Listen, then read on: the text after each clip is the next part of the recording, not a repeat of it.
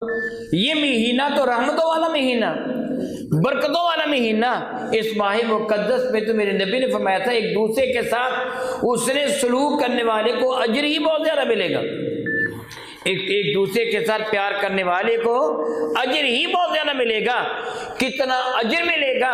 मेरे नबी ने फरमाया इस महीना में अगर तुम किसी का रोजा इफ्तार करवाते हो, इतना प्यार करते हो कि रोजा इफ्तार करवा दिया, ज्यादा एहसान ना भी किया, कपड़े नहीं दिए, पेट भर के खाना नहीं खिलाया, रोजा इफ्तार करवा दिया, तो रोजा रखने वाले के बराबर सवाब अल्लाह तुझको भी अता कर देगा।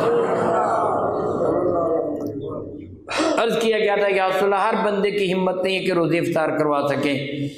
मेरे करीम ने फरमाया खजूर के साथ करवा दो, दूध की लस्सी के साथ, पानी के साथ इफ्तार करवा दो, अल्लाह ताला बराबर का अजर अता फरमाएगा।